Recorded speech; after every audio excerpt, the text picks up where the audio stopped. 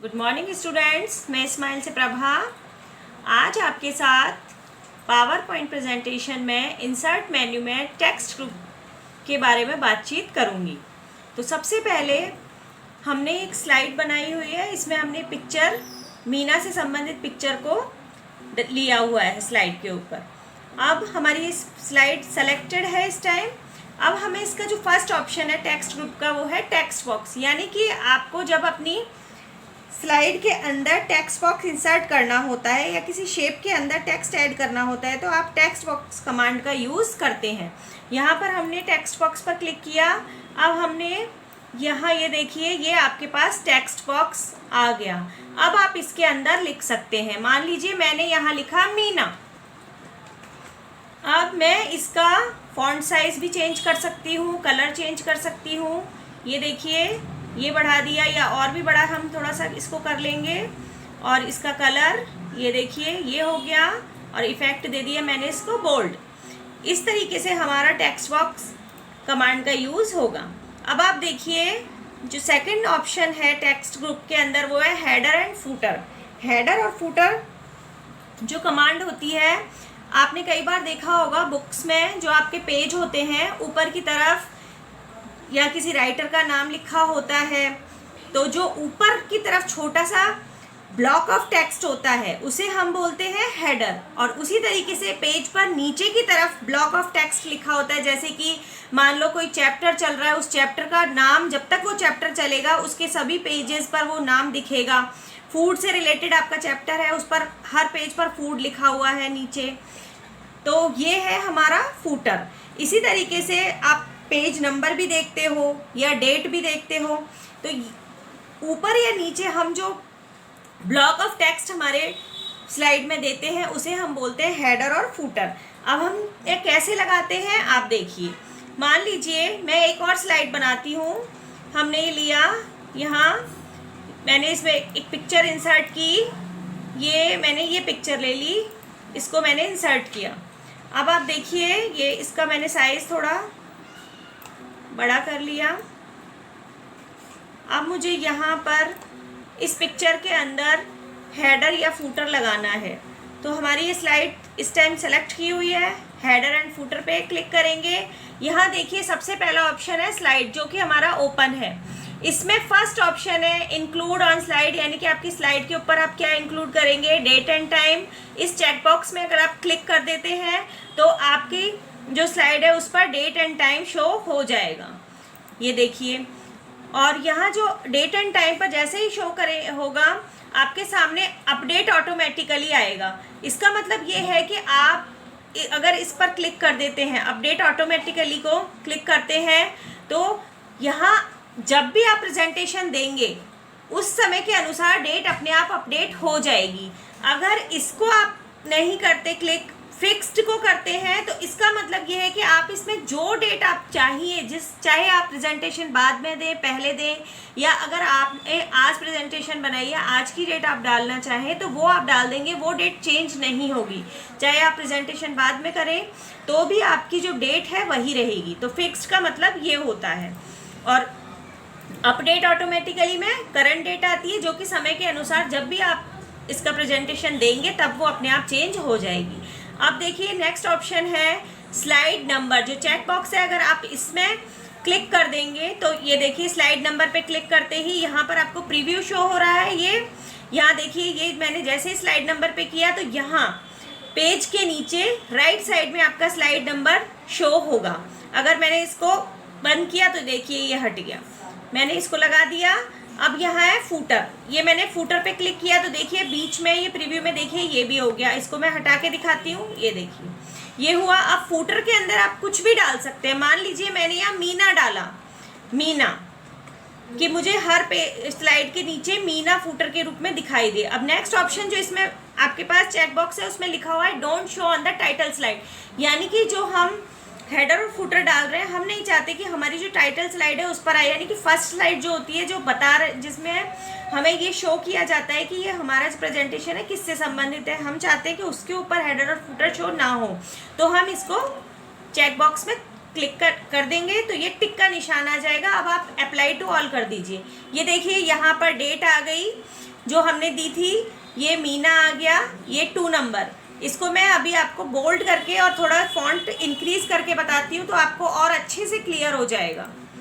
ये देखिए, यहाँ से होम मेन्यू में साइज़ हमने बड़ा किया, ये इसका बोल्ड इफेक्ट दे दिया कलर। इसी तरीके से मीना को भी हमने किया, ये हमारा, और कलर चेंज किया, बोल्ड इफेक्ट। इसी तरीके से जो नंबर है उसको भी हमने किया, ये देखिए। तो यहाँ पर आपके फूटर भी दिखाई दे रहा है, जो हमने मीना बनाया था, डेट दिखाई दे रही है, और जो स्लाइड नंबर है 2, ये 2 इसलिए आया क्योंकि हमने फर्स्ट स्लाइड पर लिखा था कि हमें नहीं चाहिए। तो इस तरीके से आप फूटर लगाएंगे। अब बात करते हैं हेडर की। यहाँ ये देखिए, इंसर्ट में गए, हेडर मान लो आपको देना है, तो हेडर के लिए आप जो इसका नेक्स्ट ऑप्शन है नोट्स एंड हैंडआउट्स, इस पर क्लिक करेंगे। इस पर आप देखिए डेट एंड टाइम है, वो हम पहले दे चुके हैं, हेडर, पेज नंबर, फूटर। यहाँ पर आपको ध्यान देने की बात यह है कि जो आप नोट्स एंड हैंडआउट्स में जाकर के जो भी आप हेडर और फूटर लगाते हैं, वो आपको व्यू में मेन्यू में आप जाएंगे, उसके बाद आप नोट्स पेज पर जाकर के ही उनको देख सकते हैं। जो आपने हेडर और फूटर लगाए हैं उन्हें ऐसे नहीं देख सकते। देखिए, हम इसको करके देखते हैं। यहाँ आप गए, ये आपकी स्लाइड है, ये आपने क्लिक किया, अब आपने नोट्स एंड हैंडआउट्स, या हमने हेडर लगाया BBB, मान लीजिए BBB आपने लगा दिया, ये देखिए, और फूटर में आपने लगाया या A या M लगा दीजिए, MM, ये देखिए, ये फूटर लगा दिया। यहाँ आप डेट अगर चाहें तो लगा सकते हैं, मैं अभी नहीं लगा रही क्योंकि आपको मुझे सिर्फ ये दिखाना है। अब मैंने अप्लाई टू ऑल कर दिया, पर अब आप देखिए यहाँ पर आपको नहीं दिखाई दिया। क्यों? क्योंकि इसका जो हमने हेडर सेट किया है और फूटर सेट किया है वो हमें व्यू में जाके दिखाई देगा। व्यू मेन्यू में हम जाएंगे नोट्स पेज पर, ये देखिए, ये इस तरीके से हमें दिखाई देगा। यहाँ आपका हेडर आ गया जो हमने बनाया था BBB, और यहाँ आपका फूटर आ गया जो हमने बनाया था MM। इस तरीके से हमने यहाँ हेडर और फूटर को इंसर्ट किया हमारी स्लाइड के अंदर। आपको ध्यान जो देना है वो ये है कि जब आप नोट्स एंड हैंडआउट से बनाते हैं, हेडर और फूटर किसी स्लाइड में करते हैं, तो वो आपके प्रिंट के टाइम काम आएगा।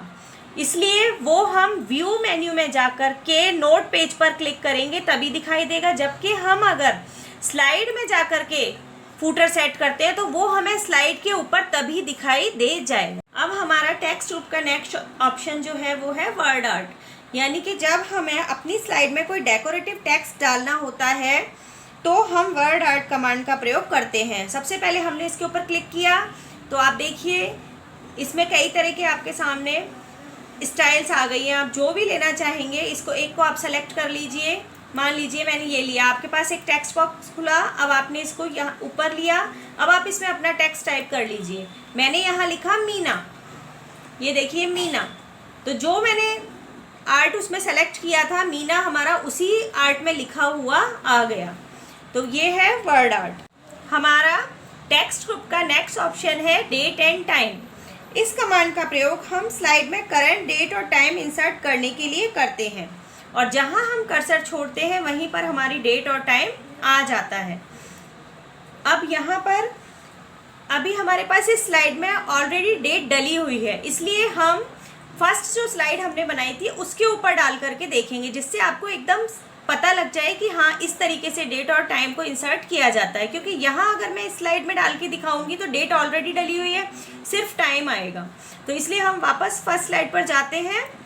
ये देखिए, ये हमारा, इस पर हमने डेट एंड टाइम, और यहाँ देखिए ये हमारे पास जो बॉक्स खुला है उसके अंदर डेट और टाइम के चेक बॉक्स को हमने क्लिक किया। अब यहाँ पर अपडेट ऑटोमेटिकली में आप देखिए टाइम और डेट दोनों का कॉम्बिनेशन आपको चुनना है। तो मैंने चुना 19 जुलाई 20 और 5 39 और 39 सेकेंड PM का टाइम। अब आप देखिए, अब मैंने इसको किया अप्लाई, ये देखिए यहाँ नीचे आ चुका है, और ये इसको हमने साइज़ बढ़ा दिया जिससे आपको अच्छे से दिखाई दे जाए। ये देखिए, ये आपको दिखाई दिया डेट और टाइम इस तरीके से।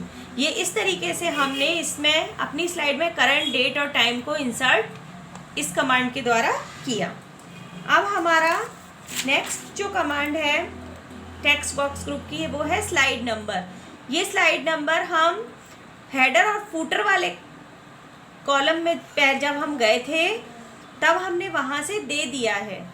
फिर भी हम एक बार, क्योंकि हमने इस फर्स्ट स्लाइड पर नहीं दिया हुआ, तो हम यहाँ डाल करके देखते हैं। ये हमने क्लिक किया। अब आप देखिए यहाँ पर स्लाइड नंबर ऑप्शन पे हमने क्लिक किया, आपका ये स्लाइड नंबर शो हो गया। अब हमने अप्लाई कर दिया, ये हमने अप्लाई किया तो देखिए स्लाइड नंबर 1 आ गया।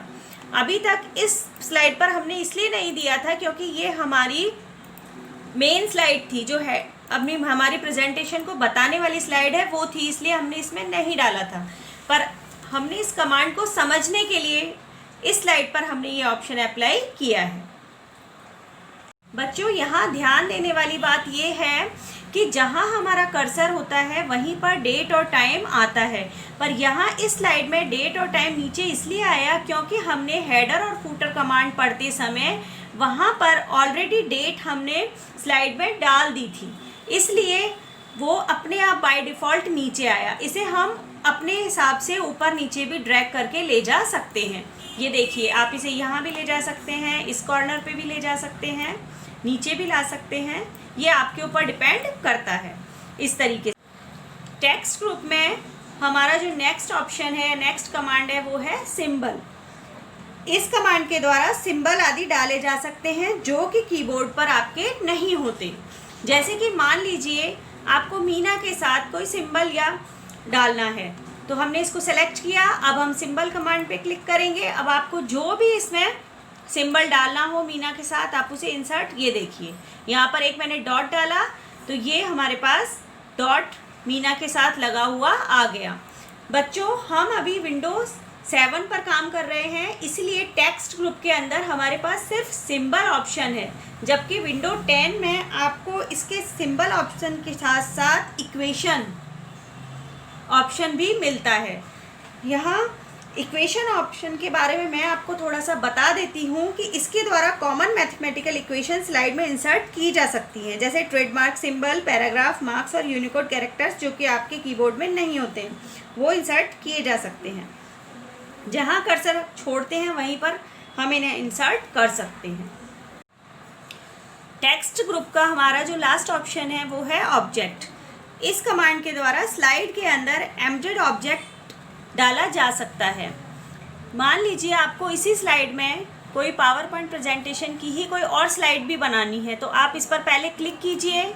अब यहाँ पर आपके पास ऑप्शंस हैं, एक्सेल वर्कशीट भी है, वर्ड डॉक्यूमेंट के बारे में भी है, पावर पॉइंट के। तो अपने मान लीजिए यहाँ पावर पॉइंट की स्लाइड आपको इसमें डालनी है, इसको आपने क्लिक किया, ओके।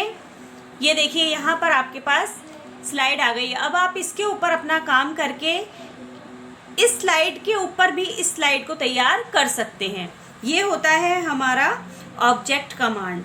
तो बच्चों, मैं उम्मीद करती हूँ कि आप टेक्स्ट ग्रुप को अच्छे से समझ गए होंगे। आप इसकी कमांड्स को अच्छे से करें, समझें और इनकी प्रैक्टिस करके देखें। Thank you.